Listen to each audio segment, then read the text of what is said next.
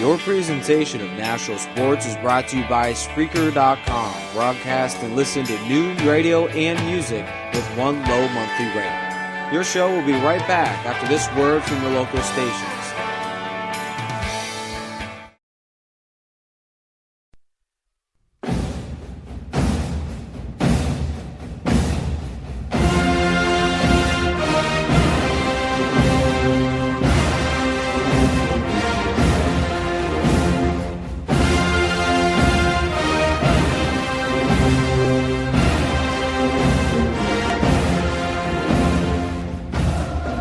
Hello and welcome into the Coast to Coast Show, episode 13. I'm your host, Jeremy Schnell. We have Ian Martin, Isaac Glasser, and yes, that was and is the FSU war chant, as they did win the FSU did win the national championship on Monday. Jameis Winston and Florida State Seminoles. All right.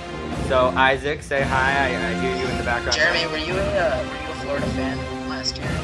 No, I've always been decided this year to be a Florida State. No, my mom went to FSU, man. Come on, man. Okay, all right. Yeah, and Ian, say hello. Yeah, I'm here. Yeah. He doesn't seem too happy that I played that either.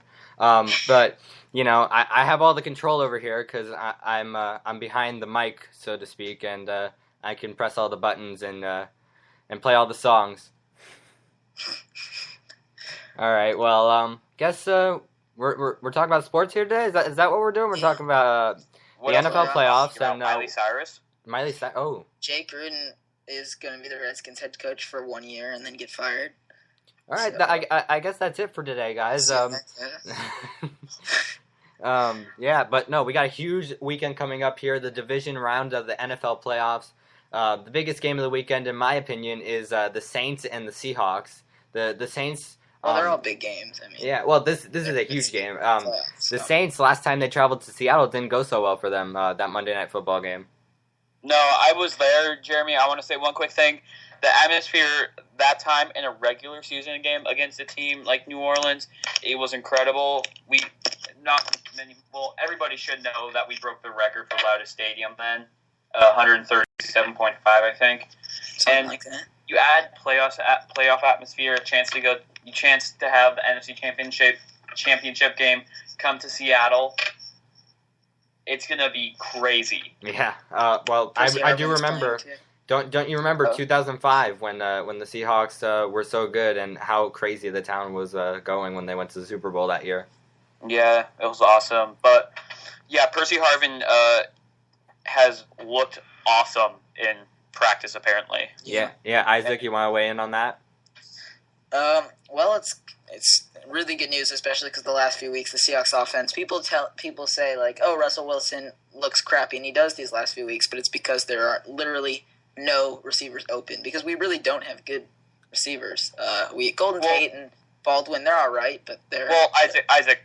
It's not like they're all right. They have great hands. I think they have they have the best hands. Well, they're not. We don't have any star receivers on our team. No, we Percy don't. Harvin is a star receiver.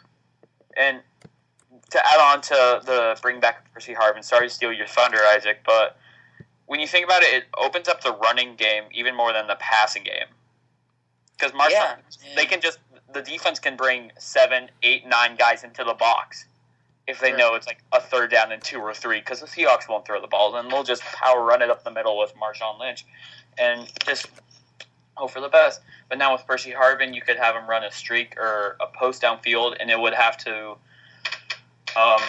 bring a couple more guys out of the box because you can't just put one man on him. One man's not good enough. And special teams too opens that up. So the two plays, or the 2 times he's touched the ball this year, one was an 11-yard grab. It was awesome. And then the other was like a 57-yard kickoff return. Yeah, right. Yeah. He set the Seahawks up in good field position on that drive, and it led to a touchdown eventually.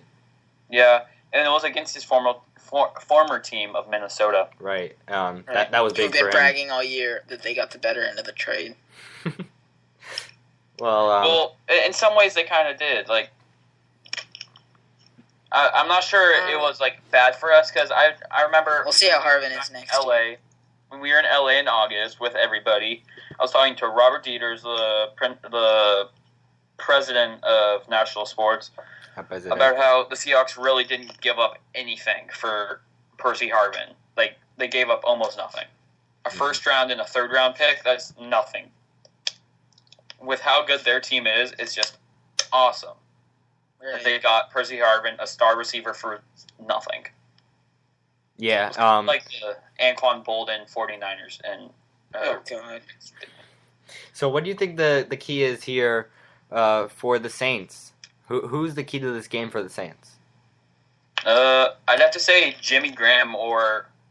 Actually, no. I think it's the running game. I think it's... What's the running back? Ivory? Mark Ingram. That's it. Mark Ingram, Pierre Thomas. Yeah, they ran the ball last game, and that's how they won against the Eagles, is they were able to run the ball, which took pressure off Drew Brees, so he didn't have to throw 45 times. And, would also, to add on to your point, Isaac, if you have a good running game, then the defense is going to bring more guys into the box. And with a quarterback like Drew Brees, and then you have a tight end like Jimmy Graham, who is pretty hard to cover. But the Seahawks... And the Seahawks are not good. Well, I mean, the Seahawks struggle with tight ends because they put people like Richard Sherman on the outside men, and Richard Sherman doesn't get targeted at all. So you know, that locks down people like... Yeah, but now, what we didn't... I think Browner and Thurman were out for the first time these teams met, correct? Yeah, they were. Okay, so now you add in Thurman, and you have a guy like Maxwell. Thurman might not play because Maxwell's playing. Yeah, Maxwell's playing really well. But you can put Thurman in at the nickel. Yeah. Well, Thurman was They bad can last interchange, game. too. They can change out and stuff. It's just one of those things, like the Seahawks defense, you can rotate players in and out, and if the running game is good enough, then Seattle has to bring another linebacker or another D lineman onto the field instead of a nickel. So here's something. So last time these two teams played, the Saints had 44 total rushing yards. And, that really hurt them. Yeah, and their top rusher this season, Thomas, is out, who only had 549 yards and 2 touchdowns this season. Russell Wilson had 500 yards. Rushing? Yeah. Yeah, that's pretty ridiculous. Well, yeah. The main thing I think we can agree is if the Saints can establish a running game, they can stand somewhat of a chance. I don't think there's any way they can win in Seattle. Well, if they can get a touchdown early, they can quiet the crowd. They don't have the defense to win in Seattle. Yeah, but if they get a touchdown early and they can quiet the crowd, then you'll see Seattle get back on their heels a little bit. If you win in Seattle, you win based on defense. That's how the Cardinals did it. They shut down the Seahawks offense and put up a small amount of points. Last time the Saints played in Seattle, they put up 188 total yards. I think that was their lowest total of the year. Mm-hmm. Yeah, it was by far. And it's like you have to silence Jimmy Graham because the Seahawks can cover any wide receiving core in the NFL. But the problem is just the tight ends.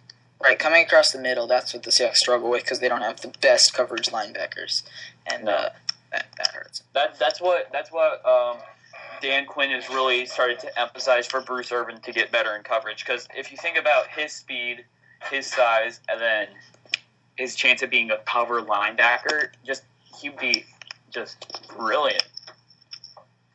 Yeah, big works today. So the Saints released their injury report for the Seahawks game. And the main thing, obviously, is Pierre Thomas, who didn't practice, so is doubtful. But the Seahawks are going to be missing KJ Wright and Cam Chancellor. So Cam Chancellor? Yeah. Why? Hip injury. He didn't practice. He might play. There's a chance. Actually, Pierre Thomas returned to practice today. Really? Yeah. He's listed on the Saints website as did not practice. Yeah, Thomas Chest returned to practice today. Is questionable for Sunday's game. Another thing that hurts the Saints is that one of their best offensive linemen, Jari Evans, the guard, is also questionable. He'll probably get limited snaps in this game, so that hurts their run game without a good interior guard. Well, also against the Seahawks, most of the time they're going to bring a blitz. I think everyone's seen that by now. All the offensive coordinators know when you play Seattle, they're going to bring a blitz because they don't have to play anybody but the 4 guys back in coverage, so they can bring 7 men on a blitz. Wait, Well, yeah, Akeem Hicks, the defensive end for the Saints, is also questionable. But they have what's that? Cameron Jordan. He's going to be a guy to look out for in this game because he'd be the Robert Quinn factor, and that's if you remember back to the game when the Rams and Seahawks played, Quinn had something like 4 sacks because he was in just a St. Louis, monster. not this recent MMA fight, Week 17. Right. So Jeremy, you there? Yeah, I'm here. You want to add in on this? I don't know. I mean, it's not really the injuries that are going to really affect this game. It's just the players that are going to be on the field. And Drew Brees and Russell Wilson, they're both going to throw for a lot of yards in this game because I think Drew Brees is still a little upset about what happened on that Monday night when they went up to Seattle to play that game. well, Russell Wilson doesn't throw for a lot of yards. He's not a yardage passer. He's But this game he will. This game he passer will. rating passer. You think? Yeah, because he's going to want to establish a little chemistry with Percy Harvin. We'll see. Yeah, that's a good point. What I want to look out for, one of the big things you need to watch this weekend, especially in the Seahawks game, how much the Seahawks use Percy Harvin, because I don't expect Percy Harvin to play more than 20 or 30 plays. There's no way he'll come right out on the field after being injured for so long and play the whole game. Yeah, I think if the Seahawks jump out to a big early lead, they're going to get them some like screen passes, maybe a couple slants, not anything that could like risk him getting injured. Well, they don't want to throw him a couple screen passes because that risks him getting hurt. And the hip is a big issue with him, right? So if they throw him a screen pass, he's gonna have to use his hips to juke a couple guys, But they want to just throw the ball down the field a little bit to him, give him a little slant pattern or something to work with, so that he's he doesn't really have good to at juke getting too open much. because of the speed he has, and Right.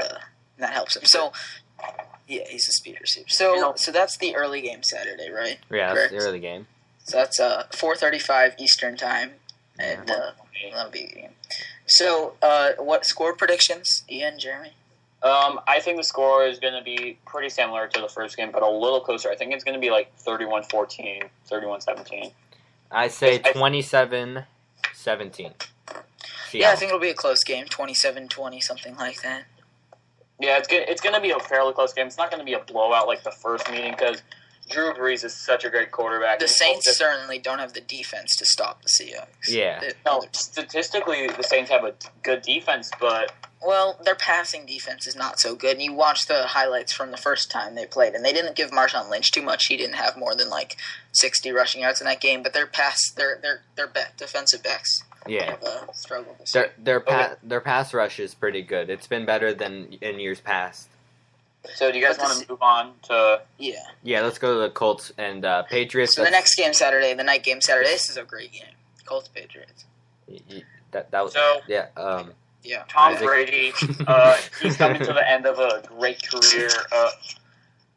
He probably wants to get one more Super Bowl win. I don't think he has much left in him.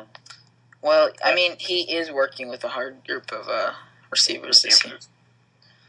I mean, if Luck shows that he can really play toe-to-toe with Brady in this game, it'll be something to watch for because Brady is getting old and Luck is looking to take over as the next elite quarterback. You remember the Colt Patriot matchups of the early 2000s, the Manning Brady matchups, and this is a different look at because you got this young quarterback for the Colts who's just coming into his prime, and Brady who is maybe slowly declining but still one of the best in the league.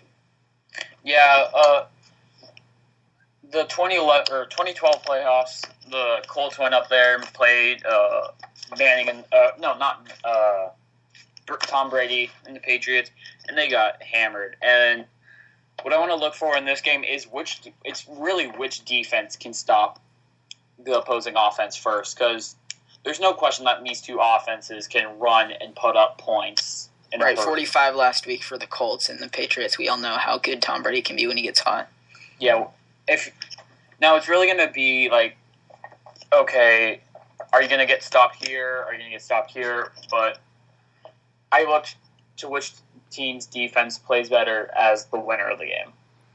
You know what? The Colts have really been inconsistent this year. They've had some very solid wins this year. They won against